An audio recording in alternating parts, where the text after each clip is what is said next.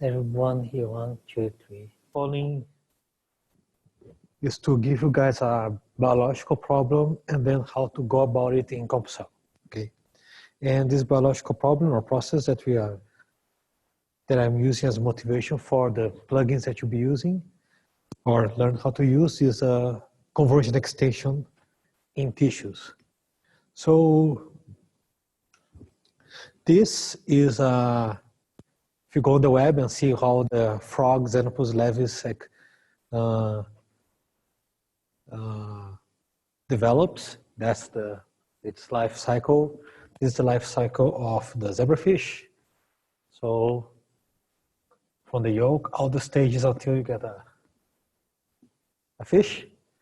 From the initial embryo, all the stages you get a frog. And this is true for all higher order complex organisms, and also true for humans. We start from a fertilized egg and eventually become a baby, right?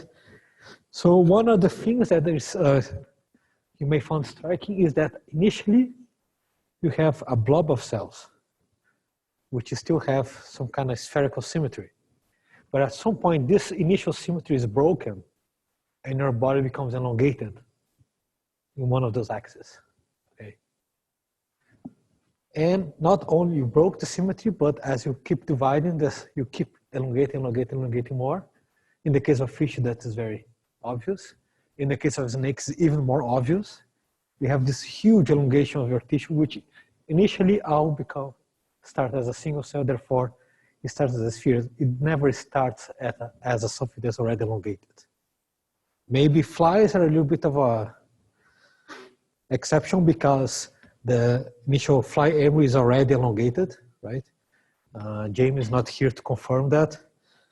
But you have this process that the tissue has to kind of shrink one axis and elongate on the other, okay? And you can see this in this video. So this is a zebrafish, the one that we had before. So this one, you're seeing this and you see how it gets up to this part here.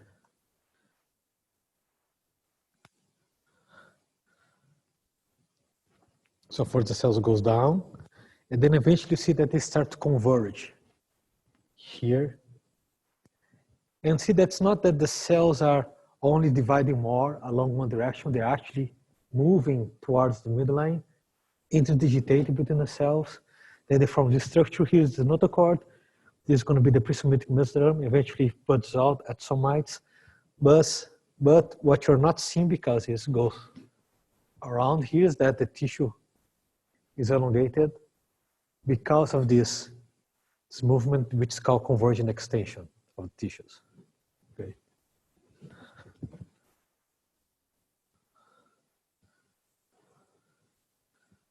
I don't know if you want to see again.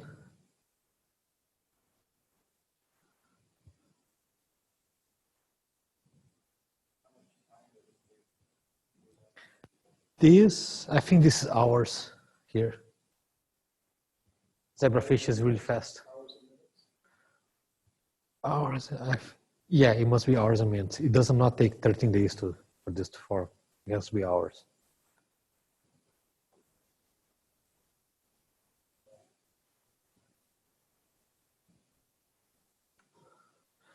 So this is convergent extension. What we mean by we're saying convergent extension of tissues. Of course, one way to make your tissue to be longer is just like when you play with a doll, a play doll. If you have kids or have been a kid, you just can smash one direction. Then, so that will be a convergent extension done by external forces. Okay, but the embryos, they usually are a self-confined system. So you cannot rely on external forces. They have to produce their own force to converge and extend, okay? So it's something that the cells have to do themselves, okay? So we have the cells here, start to interdigitate, and then they rearrange and elongate in one direction. So this, you see this process happening in xenopus gastrulation. The cells are initially like this, and then they converge. In zebrafish, the cells are actually, at least according to this picture here, they're outside and they start migrating, meet at the midline, and then start to pile up on each other, and still drives a elongation force along the tissue. There's other types of radial cell interdigitation. For example, at the beginning, so this is the zebrafish, we have all those cells in the cap, and they start to interdigitate in this direction. And as they do this, of course, you have to expand the tissue now, not in one direction, but in two directions.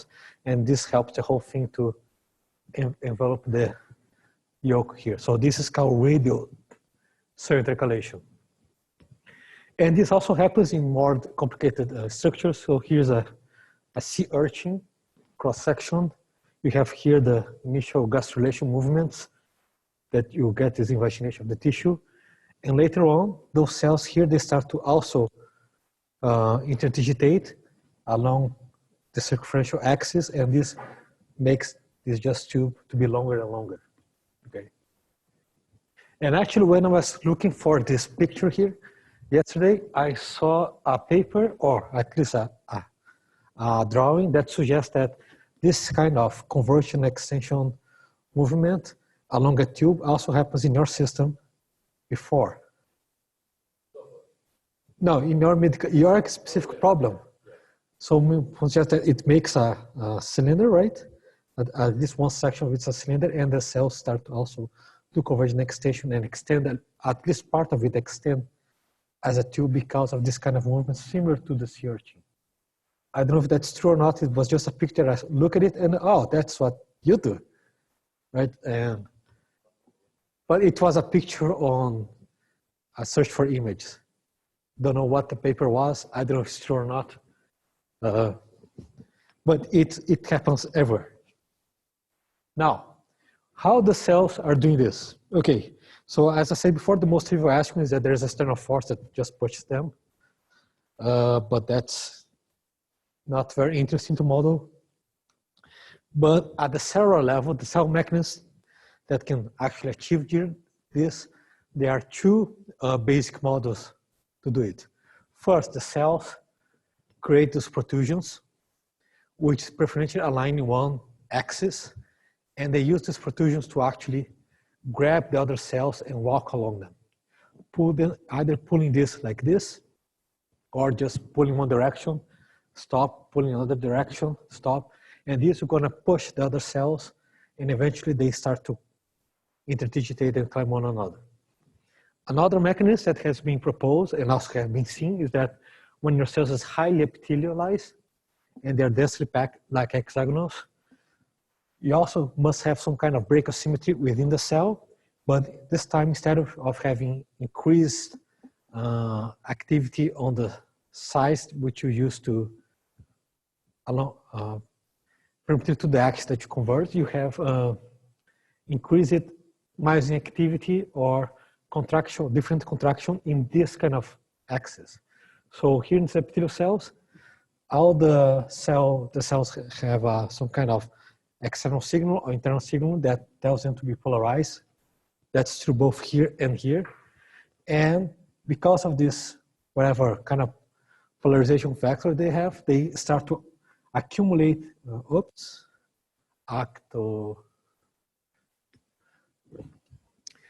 actomyosin, and this length of the cells becomes more contractile, so they shrink over time, which makes this cross-section kind of junction, and then as the tissue relaxes, it relaxes back to this other kind of configuration where you have before those two cells were separated and now they are together. And this is going to lead to, if this is repeated for many cell pairs, eventually your tissue becomes also elongated this way. So two different mechanisms, both achieving the same kind of results, and the way, and they're not only theoretical things that can have been proposed, but you actually see those two things happening in real systems. So for example, the last one, the cell intercalation, cell interdigitation by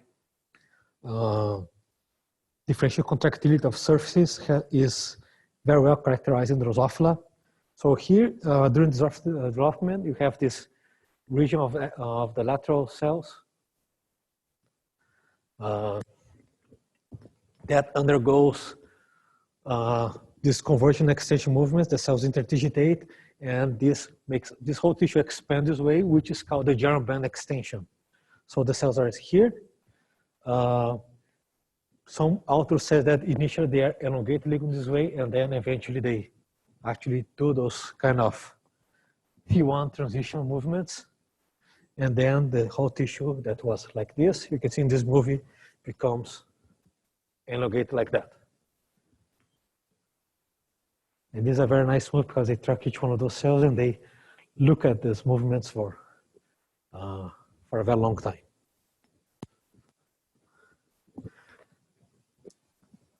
But this kind of mode of getting conversion extension was not the first one proposed, neither was the first one seen in vivo. What has been seen first, and that dates back to 1920s, is this other mode of contraction by cellular movements along a preferential axis. So this is better described in Xenopus embryos, and where the cells start to have more, first become elongated in one direction, and have also this increased Filippoid activity there, which makes them pull other cells and crawl along each other, just like as described in this picture here, and you get extension of your tissue in one direction and convergence of the tissue in all the other perpendicular directions. So here's a movie in Xenopus cells, of course, the frog cells, and in red you see the membrane of the cell, and in green you see the moasin protein, which marks the actin. So you can see that you have, there are many things very interesting in this movie. You see the pulse of actin contractility moving around, but what's more important is that the cells are very active trying to pull on each other. And another system where you also see this kind of movements is on chicken limb bud formation. So the chicken, when it's forming its limb, at first you just have uniform proliferation of cells, and eventually this initial ball that you form to make the wing of the, or even the leg of the chicken, has to not keep expanding as a semicircle, but has to eventually flatten out and expand like more like a pancake and going like this, okay? So one of the models that have been proposed for that, it was that the cells here at the tip of the limb, of the growing limb, are proliferating more, and that's why you get the limb to extend this way and not blow up as a balloon. But people have measured the cell divisions and the orientational divisions, and the rotational divisions were, first cell division was uniform along the limb, which already blows up this differential proliferation hypothesis. And when they measure the orientation of divisions, it's never like this. You don't cleave the cells along the direction of extension of the limb, but the cleavage of cells is on the wrong direction, which suggests that there must be some kind of active cell rearrangement inside the limb as it grows to make the thing actually spreads out, shoots out in this direction instead of blowing up as a balloon. And it turns out that when you look at the cell shapes and the movements, they are often bipolar or something very complex, or unipolar, but always directed along this way, which shows that the cells are actually doing this kind of conversion extension movements as you see in frogs. So they are actually pulling each other along, preferentially along this direction. So even though you have azotropic growth, because of this movement and cell shuffling, preferentially along this direction, the tissue actually expands this way instead of blowing up as a balloon. Okay? This is a work that has not been published yet. Okay, so these are all the motivation for you to care about it. And now the question is how you can model that in CompCell, right? So one of the very first models of convergent extension was published actually by Glaser in 2013, where they're basically using this model and they assume that the cells are already kind of elongated in one direction. And then they use this elongation of this shape asymmetry to cells to assign different adhesion values between the cell and its neighbors. So this will be the original adhesion energy that you played before between a cell and a cell of the same type. But now you have this extra term here that adjusts this adhesion according to the relative orientation of those cells and exact what's the angle that they make with the principal axis of its neighbors. This model is actually implemented in CompCell, and you can actually go to your CompCell player and try it.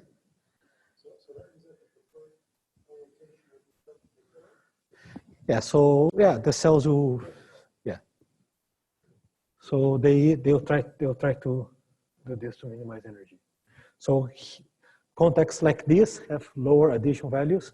Contexts like this have higher addition values, intermediate ones. So as they start to move around, they eventually do this. Yeah, so this can only work if the cells are elongated. Yes, so yeah, exactly. So I can show to you guys, but you can also try in your own computer. Go to open your CompCell player. I'm already in the terminal to do this.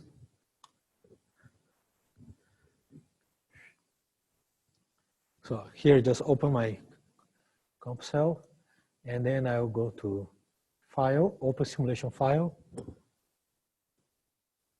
In my case, it automatically goes to where CompCell installed. So you can go to Demos. Then you can look at plugin demos. And one of them will be Convergent extension. Okay. Then you click here. Let me just open this. Is this too small for you? Are the letters too small?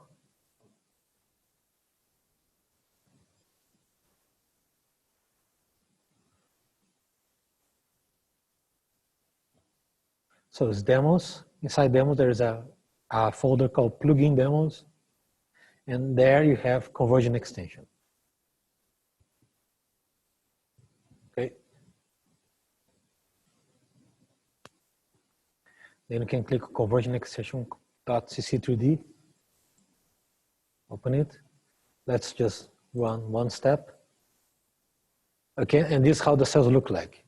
So you're using the uniform initializer to draw the cells, right? The contact energy between the cells are all the same. And here you have something that is called a length constraint plugin, which makes the cells to have a target length in one direction to be 10, okay? So these cells are, let's see the volume, 36, so they're 6 by 6, but you're forcing one of its axes to be 10 in length. So this means that the other has had to diminish, so the cells will become elongated. And on top of that, you also have this convergent extension plugin, and this alpha corresponds to this parameter here, which tells how much anisotropic the adhesion will be. If you make it 0, it should not work. And now if I play the simulation, let me just pause here and zoom. You can see that the cells are not a ball anymore. They're now elongated, right?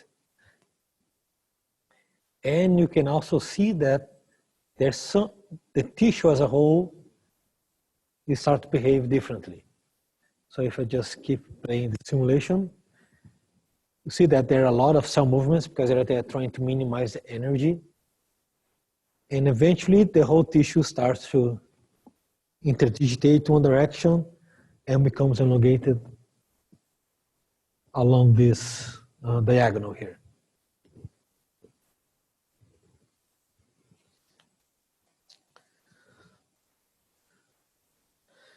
Did it work for everybody? Okay. So this is an implementation of this kind of model. You're not really shrinking and relaxing, but you are kind of doing something that's equivalent. You are saying that this axis here has a different adhesion energy than the axis, than the other cell sides, the other sides of the cells. Okay. And it works. So did it work for everybody? Does it work on a computer? Okay. So unfortunately, there must be something wrong with this exact implementation of this model here, because if you run it again and again and again, you always elongate in the same direction. And if you change this alpha value here, and if you put it to 0, it also keeps elongating in the same direction. So there's something broken in this plugin, but do not worry, because that's what we don't want to use this plugin anyway. Okay. The direction. Well, if the plugin works very well, the direction should be something that is emergent in the model. Initially, the cells don't have a preferential direction, and just as they reorganize, they will eventually reach an agreement to which direction they should go. Okay. No, it just controls how strong is the anisotropy between the adhesion energy at this side or at this side. Yeah. Yes, yes. Well, let's see if there is some kind of random seed set in the simulation. We can open Tweedit and click here to open. I go to applications, Composite 3D, demos. No. Plugin demos.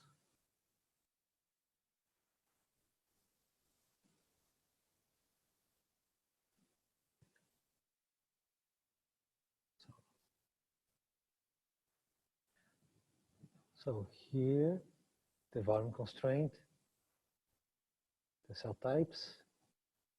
You don't really need this other cell type. There's no reason for it to be here. I just have the condensing cell type. So I can make this simpler.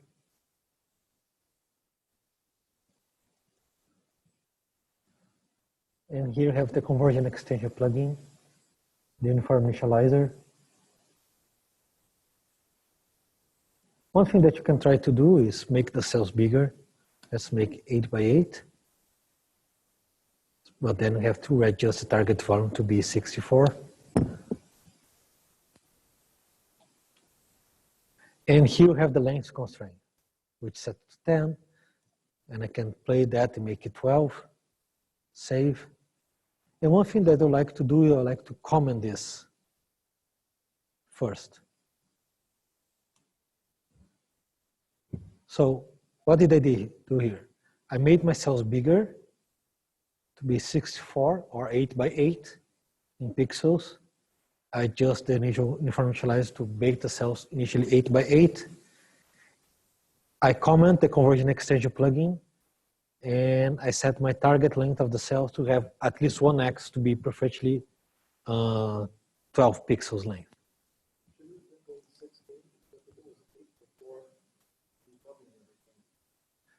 No, it was 10 before. Yeah, it was 10, yeah, so I just... Let's try it. Okay, let's just make 10 first and see there's going to be very little difference. So let's just stop here, play again. Nothing much happens because the length constraint is not that strong. And I don't know if you much show you guys, but these things that you see here, you can actually modify on the fly. Did you know that? We can show, okay. So let's do what has been proposed. Let's make this 20. Yeah, there is a difference. Now all the cells are elongated, but note that they are not really convergent extending. Of course, if I make this lambda string 0, then I'm really not enforcing the thing. So I will lost the whiteboard again.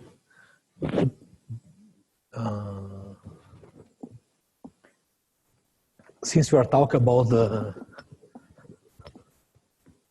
well, basically what I want to say is that this length constraint plugin, it calculates the moments of inertia of your object and calculates the major axis and the minor axis. And from that, you can calculate more or less what's the size of your major length or versus the minor length. And you take this major length of the axis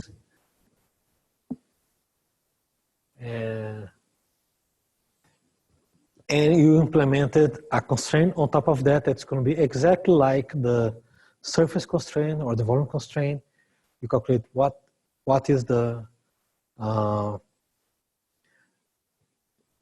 length of your major axis compared to the target length of the major axis, make this difference square and times strength of this constraint. So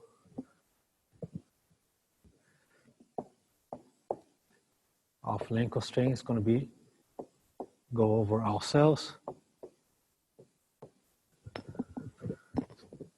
So we can make it go back to 10. Make this say 14, and the cells are fairly elongated. Can make this bigger, elongated. So when you're changing these values here, I don't know if that's still true in the new comp cell, but if you make this, let's say,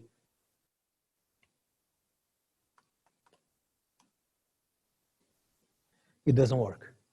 So if your initial value of this was an integer, the new value that you type in during simulation has also be an integer. Otherwise, it does not work. So if I try to make this to be 10.5, it does not accept. But if I make this an integer, then it accepts. Okay, so that's the only thing that you have to be aware, that you may be wondering that, oh, the plugin is not working. It's not reading any value. It's just because you have to, if it was a float, it has to stay afloat. If it was an integer, it has to be still an integer. Okay, so this is working, and it works well for a target length of 14. So I put back on 14, and now let's turn this on again.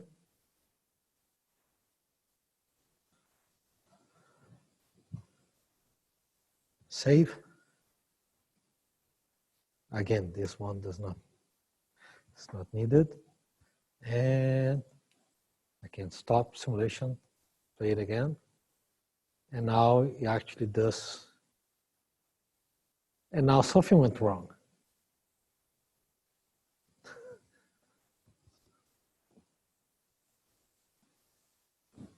Okay, I don't know what went wrong with the simulation,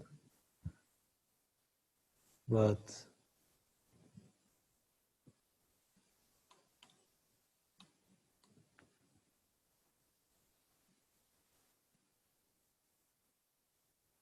okay, if alpha is 0,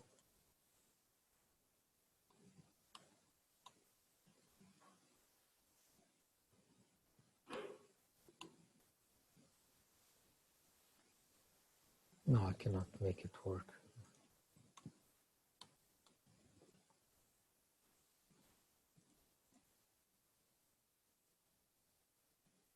Okay, my alpha parameter was too strong. So now I put 0.5, and now the tissue seems to be behaving better. And I don't see any preferential axis of elongation of the tissue. Okay, so maybe the plugin is not that bad. Okay, but still is preferentially elongating along this diagonal here. That's still true.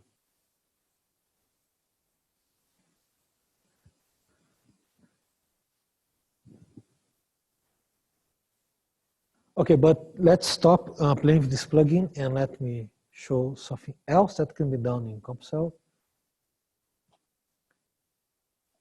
which is the modeling of this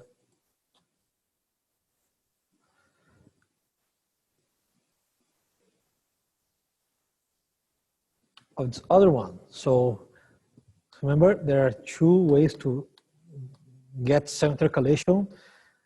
We play with a version of this model that's already in CompCell as a plugin, but we can also do this kind of modeling in CompCell, and that's what we'll be doing at the beginning of this afternoon. So that's what Xenopus cells are doing and chicken cells are doing. And this is a model that implemented, okay, so here cells are having increased protease activity along one axis, and they're grabbing the neighboring cells and pulling themselves, and preferentially in one direction. So the question is how we can model this in CompCell or in any kind of cell-based particle model. What we chose to do is realize that, okay, these are those filipodi activity that's more active along this on this side, and they are grabbing other cells and pulling. So we decided to that we maybe can create links that connect the center of mass of the cell to the neighboring center of mass of cell, and then they pull it at a constant force. So in this model that we published in 2016, each cell has some kind of polarization factor, and they preferentially send those links in a cone along this kind of axis of convergence, and they grab all the cells, all the neighboring cells that are within a maximum range and within a maximum angle from this perpendicular axis, and pull with some kind of force. Okay, and they have to do this with a given frequency. They have to pull, and then have to let it go and pull again to allow some kind of remodeling of the tissue. If you only do this once, the tissue would shrink a little bit, but then nothing will happen. It will stay like that, frozen. So you have to have those links to be dynamic. Be constantly being grabbing other cells and pulling a little bit to actually make this kind of movement. The what? Oh no, I just said that the cellular polarity is vector, which defines a plane. And you say that, well, in 2D is more easy. So the cells always pull along this kind of axis. So all the links, they have to be within a maximum angle from this axis, either here, or from the other side, here. Because if you pull from all directions, right, instinctively, then nothing will happen, right? Maybe the whole tissue gonna shrink a little bit, but nothing happen. So if you only pull from a very specific angle, then you have to be very lucky to have another cell with its center mass right at this angle. So that does not work. So you actually have to give a little bit of a range so you can pull many cells. Because biologically, so this is a picture of a real cell, and you can see that it's bipolar. Okay, so we have two, and so the cells are, so this is a real cell. You see the filipodi, and you see that it's preferential along one axis, but you see some kind of angle between it. Okay. So we are trying to mimic what the cells do in certain contexts. So of course, if you do this model for just one cell, pulling other cells, nothing will happen because it pulls here, then it pulls here, then it pulls here, then it pulls here. And on that, this yellow cell that is doing this kind of pulling does not go anywhere. So if you look at the single cell behavior, it does not look very promising, okay? But if you now make all your cells to do the same thing in your tissue, then you actually get a result. If all the cells pull on each other along, so the rule here is exactly the same as the rule here, but now because all the cells are doing this, then you actually drive the deformation of the tissue. And you can, maybe the links are too small to see, but you can already see that the cells are always pulling in this direction, right? Pull, pull, pull, pull, pull, pull on each other. And they use the neighboring cell as a tracker for their movement. So this is a mechanism that does not rely on having an ECM or a medium that you are actually walking. You actually use your neighboring cell as a walker. So think about a lot of astronauts in space. If they want to walk forward, they have to grab the astronaut and pull. So on that, they will not change their behavior. But if they have many of them floating in space and pull one direction, then we should all see the same kind of result. And what was interesting when we were exploring this model is that, well, one cell will not do the work, all the cells do the work, but if you just have a subpopulation of those cells pulling, you can also get convergent extension. So here is a model in blue. Well, I'll show in red first. So the green cells are the cells that are active, and the red cells, they are passive, which means that the red cells does not make those links, but the green cells can still pull them, as well as the green cells. So when they do this, even though you have a very small population of green cells, you can still drive the formation of the tissue, even though you have the majority of our cells to be passive and not doing these active movements.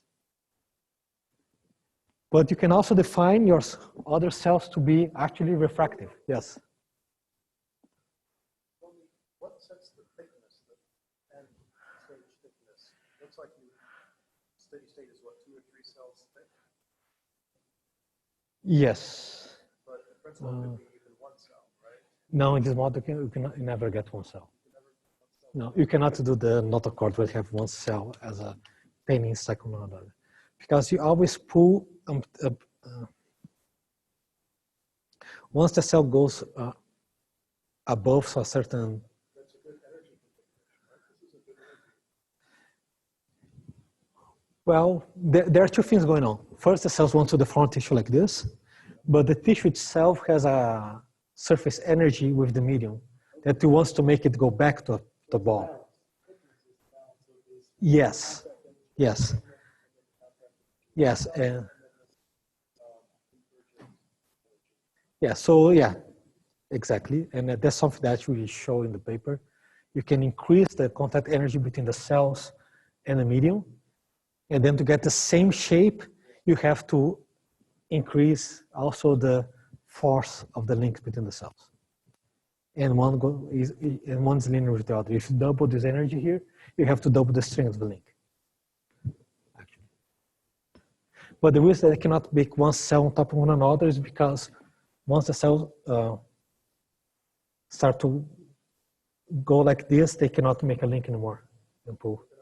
Make a link, pull the cells because they are already above the maximum angle. You also have this. Yes. You have this angle, so you cannot really do this. So if you increase the angle, then your efficiency goes down.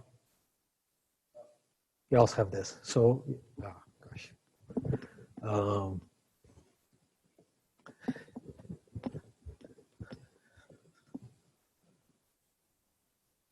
Yeah, it's usually, you can plot the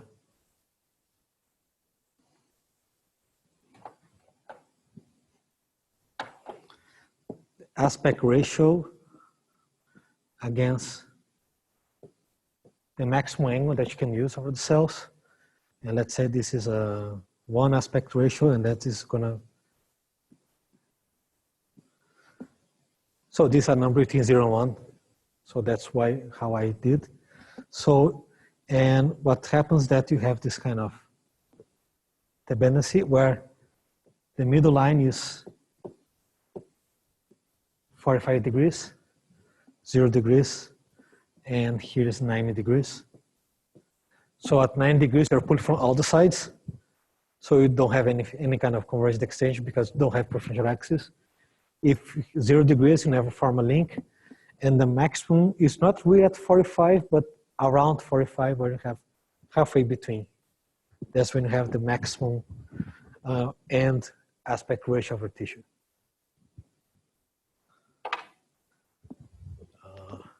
But I never try really hard to make one cell on top of another, so I didn't explore that much.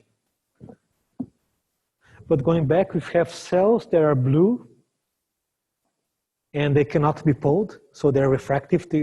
So all of the green cells can pull on green cells, but they cannot pull on the green ones. If you have enough green cells, you can still drive convergent extension to the whole tissue. It's just that they kind of sort themselves out, and these blue cells, they only stay on the sides. Of course, this mechanism here, this situation is a little bit more robust than this one. If this is here, you need more green cells to actually achieve the same kind of final elongation.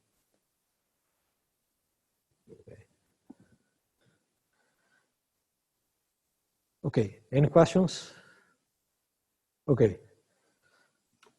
So, of course, for this to work, you have to add this kind of new behavior in your comp cell simulation, which is actually the formation of links between one cell center of mass and the neighboring cell center of mass.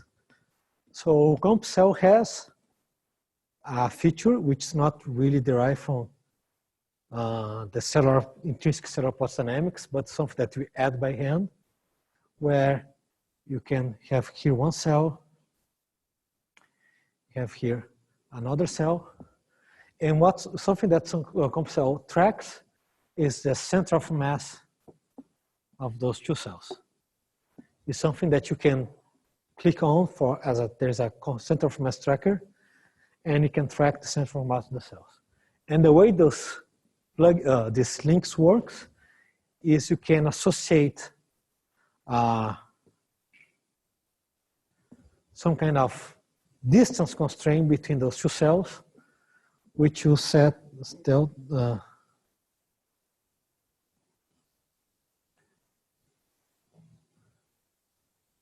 which will basically be again a quadratic term, a length constraint, which will be the strength of the constraint, the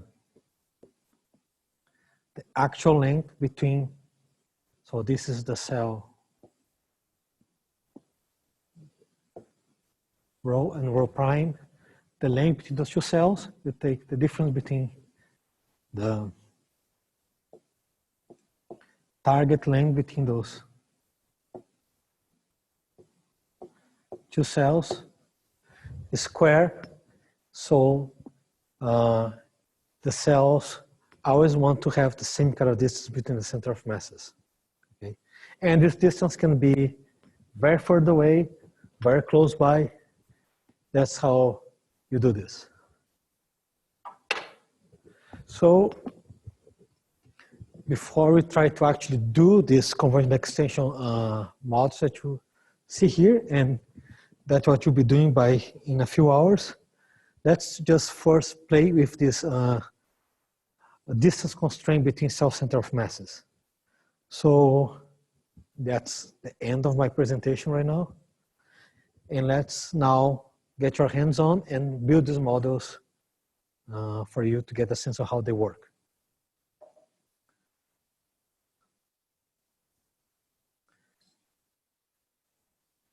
So I'll close this project And now I'll make a new project, which will not be new simulation, but let's say links. Make it in Python plus XML, continue. Let's leave simulation as this.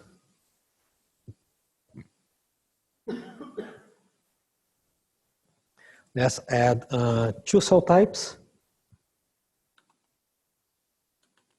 Cell A, cell B, okay. It's everybody on this. Now let's continue. No chemical fields. You click continue. And now cell properties and behaviors. I'll choose contact, volume.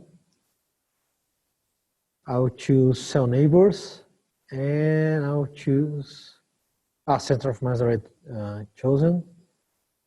And the plugin that you use to make those links between the cells is called focal point plasticity, okay?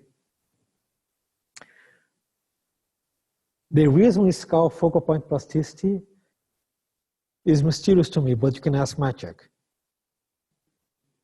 Is this to you as well? Was not here, and James, not here.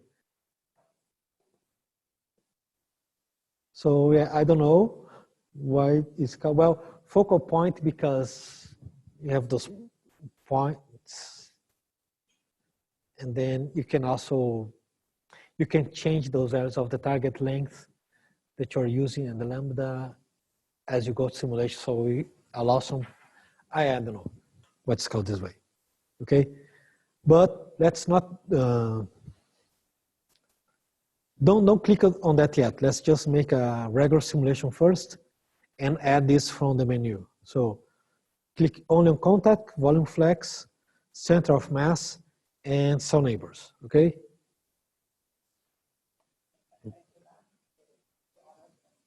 The other steps, go back.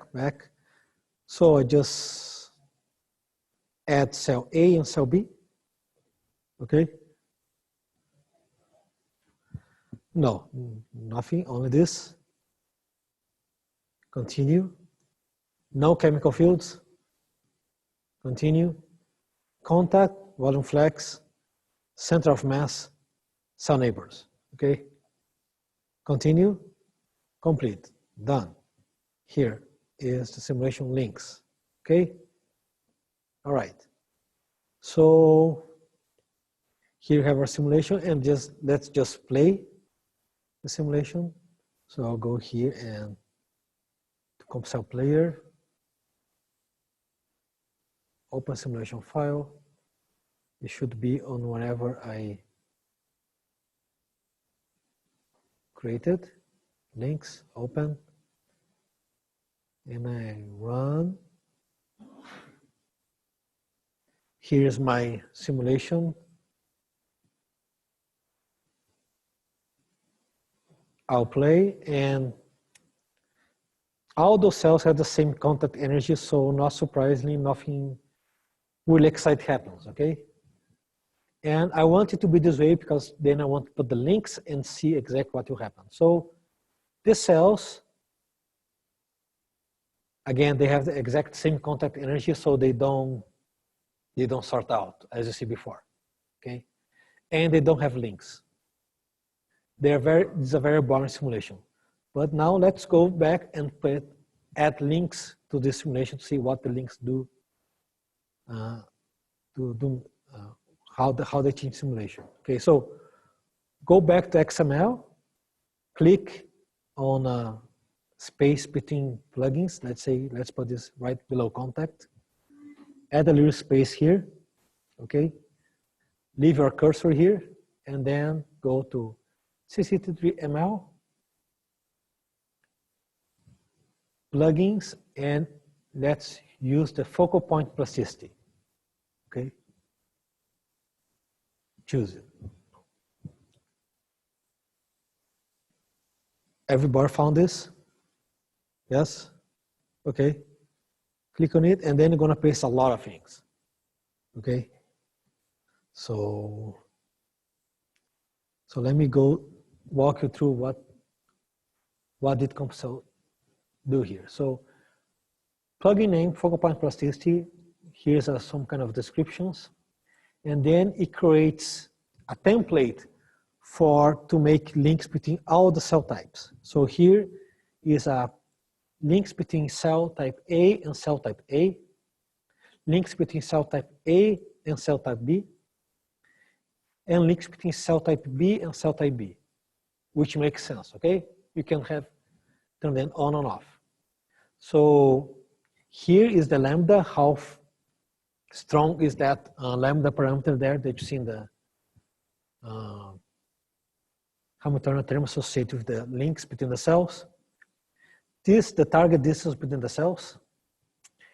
And this is the maximum distance that your links can be stretched before they break and cease to exist, okay?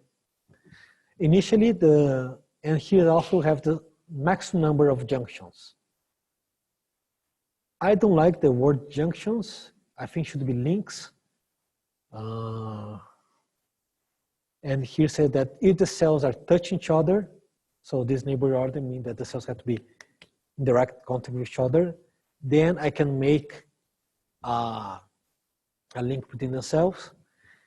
And the link will be made even though if the distance between the center of mass cells are not quite 7, but something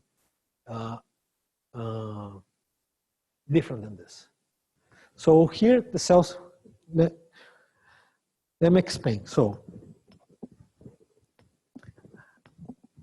the simulation allows you, says that this target distance here has to be 7, okay?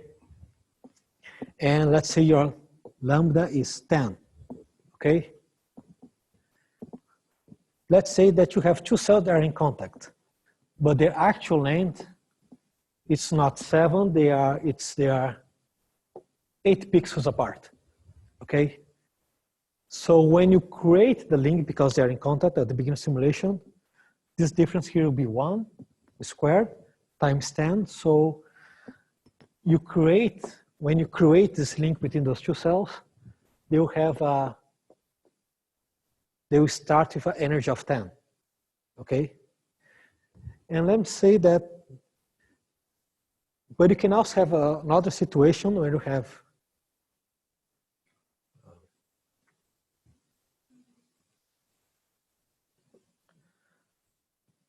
another two cells that just happen to be, they are contact each other, but just by like this. So their initial distance is not 7, it's, let's say,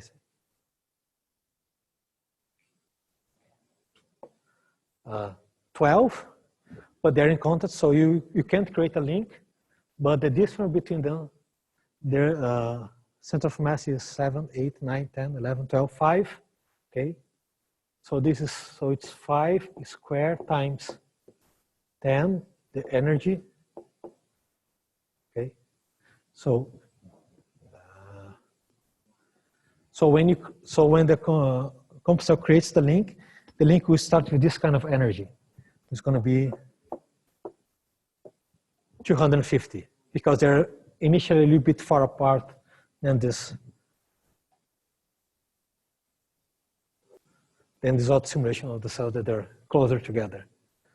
So why am I saying all this? I'm saying all this to explain what this activation energy means, okay?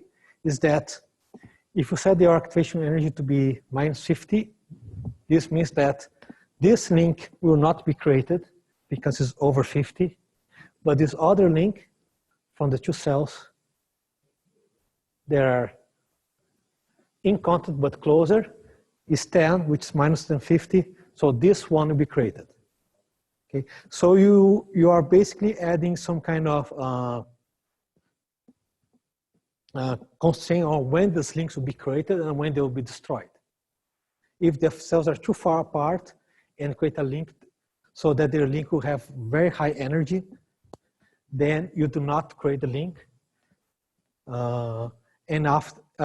Sometimes if the cells have a link and then you stretch them too much, you also want that link to be broken at some point. Does this make much sense? Or? So target distance is the distance where the cells want to be from one another, okay? Well, if they have a link, then that's, if they are farther apart from the target distance, they move together. If they're too close, then it will move until they have the separation, okay? If the cells are keeping pulling from one another because of a kind of external force, if they reach this distance of 20 pixels from each other, that's the distance at which the link will break. And if two cells don't have a link, but eventually become in contact with one another, and they have this, and they can make a junction because you define it, they only make if the link you create have an energy that's lower than this. Yes, but basically what you create the energy and you subtract from the, well, the max distance is that if the cells are connected and they have a link and then you pull them apart, eventually breaks at this distance. And this maximum number of junctions is how many junctions the links the cell can have with this kind of neighbor.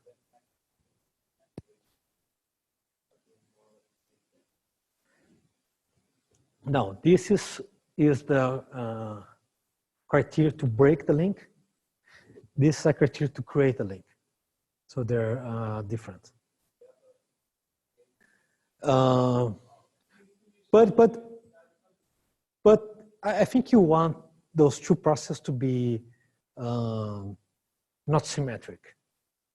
Because you can see in real biology two cells together and make a very tight junction, and then you pull for some reason one apart and they are still linked, even though they are very far the distance apart. So you're just deforming the cells very hugely, and eventually you break the link. So in reality, the criteria to make the two cells have a tight contact and the criteria to make them lose this tight contact, they are different. Like you have a glue and then you add here for the glue to actually glue and be connected to the table, you have to actually have contact. But to take out this glue from the table, you have to pull. Have you ever seen this? Yes. Yeah, think of the cells are being kind of rubberish, a rubber. Yeah, so you have to contact to make a connection, but to break the connection, they can deform. So even though you pull apart, they still have a connection here, and the cells become stretched, and eventually you break the rubber band. Have you seen this toy which is like a, yeah, and then they pull. Yes. Yes, as well. Yes. Yeah, so that's why you want some kind of asymmetry in those two things. And actually, this formation can only happen if the cells are actually touching each other. Of course, you can increase the neighboring order. So they can, if they're close enough, they can actually make. And you can also specify how many junctions you have between those two different cell types. In practice, things are more simpler than I'm describing now. Now it sounds very convoluted, but yes.